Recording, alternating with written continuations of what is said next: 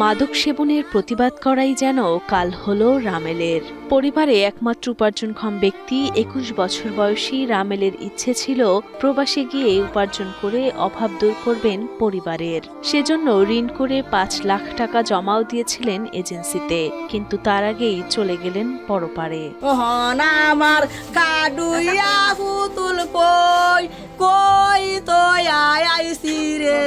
আমি যে লাস্ট টাইমে গুড় কারণ হচ্ছি এইটি হাডি আমার আছি এই দিদি হন আমি কিবা চলব আমি এই চিন্তা করি উঠতে উঠতে মরার চিন্তাও করি এই চিন্তাও করি আমি বুঝছো। নিহত মোহাম্মদ রামেল কিশোরগঞ্জের হোসেনপুর উপজেলার জিনারি গ্রামের রফিকুল ইসলামের ছেলে। কিছুদিন আগে পাশের তেতুলিয়া গ্রামের কয়েকজন যুবক তার বাড়ির পাশে মাদক সেবন করছিল। সে সময় প্রতিবাদ করেন রামেল ও তার চাচাতো ভাই রিফাত। সেই প্রতিবাদের জেরেই ৩০ সেপ্টেম্বর বিকেলে নাইম, তারেক, সাগর ও রায়হান সহ কয়েকজন যুবক রামেলের পথরোধ করে হামলা চালায় ও আঘাত করে গুরুতর আহত করে। স্থানীয়রা দেখে তাকে উদ্ধার করে প্রথমে গফরগাঁও উপজেলা স্বাস্থ্য কমপ্লেক্স ও পরে ময়মনসিংহ মেডিকেলে নিয়ে যায়। তবে সেদিনই রাত ৩টায় চিকিৎসাধীন অবস্থায় মারা যান রামেল। পয়সা করি না, আমি গরিব মানুষ, আমার একটাই পোলার, আমার কামাই খাওয়াইতো, এই পোলার আমার মাই আছে বড়ি গেছে। পরে আমার পোলার না নিষেধ দেওয়ার পরে আমার এলাকার তার এলাকার গেছে ৩০ তারিখে খেলা কিনে দিয়েছে, কেন রাইজ করে হত্যা করছে। আনজের সময় ৫টার সময় বিকাল তারা হত্যা করছে আমার পোলার। আমি বিচার চাই, আমার পোলার মারছে। আমি রামেলের যদি রামেলের মতো এমন একটা আচরণের ছেলে দুনিয়াত নাই। রামেল কেউ লগে ঝগড়া করতো না। রামেল রে বন্ধু হিসেবে ডাকে নিছে। রামেল আয়ো খেলার যায়, পরে খেলার গেছে গিয়া কইতেছে খেলা শেষ আয় হরবো করলে কারো ঠান্ডার বোতলা নিগা ঠান্ডা খায় পরে সবাই একসাথে যাইবা। ঠান্ডার বোতলের কথা কইয়া গেহাই দিয়া আয়া পরে রামেল একটা ফার দিছে, হট্টার মধ্যে ফার দিয়ে ফালাই দিছে। পুরাটা রাস্তা দূরিয়ায় আমরা সন্ধ্যার পরে এই দিক দিয়ে আসতে পারি না। তারা ওই দিক দিয়া বড়ির ব্যবসা করে। যখন আমাদের এদিকে আসলো, আসার পরে এই রিফাত রামেল নিষেধ করছে যে তোমরা এইদিকে আইও না, এইদিকে এই ব্যবসা করণ যাইব না।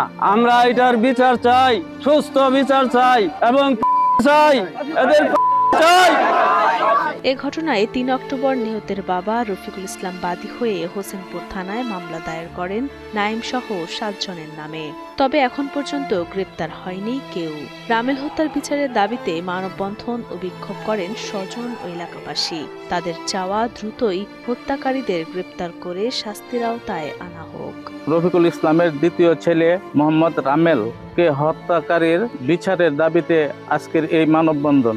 আমরা শুধু এটা চাই, আর কোনো কিছু নাই। নিরহ মানুষ মারিয়াছে, এই মাদক ব্যবসায়ীরা এরার পক্ষে যদি তারা দেয় তারারও বিচার চাই। ঘটনার পর থেকেই আসামিদের গ্রেপ্তারে অভিযান চলছে। খুব দ্রুতই তাদের গ্রেপ্তার করা হবে বলে আশ্বস্ত করেন হোসেনপুর থানা ভারপ্রাপ্ত কর্মকর্তা ওসি মারুফ হোসেন।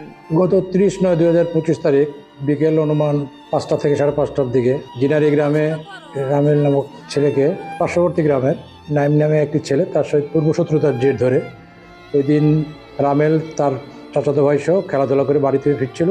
বাড়ি ফেরার পথে রাস্তায় তাদেরকে পেয়ে নাইম তার ৫-৬ জন সহযোগী সহ রামেলকে গতিরোধ করে এক পর্যায়ে তাকে ছুরি দ্বারা স্ট্যাপ করলে সে মুমূর্ষ হয়ে যায়। মুমূর্ষ অবস্থা তাকে প্রথমে গফরগাঁও হসপিটালে, ওখান থেকে ময়মনসিংহ মেডিকেলে নিয়ে যায় এবং ময়মনসিংহ মেডিকেলে চিকিৎসাধীন অবস্থায় রামেল মৃত্যুবরণ করেন। তার ঘটনায় রামেলের বাবা গত ৩/১০/২০২৫ তারিখে নাইম সহ ৫-৬ জনের বিরুদ্ধে একটি হত্যা মামলা দায়ের করে। আমরা আশা করছি অচিরেই যারা এই হত্যার সাথে জড়িত তাদেরকে সবাইকে আটক করতে সক্ষম হবো এবং যে পরবর্তী যে আইনগত ব্যবস্থা সেটা গ্রহণ করতে সক্ষম হবো।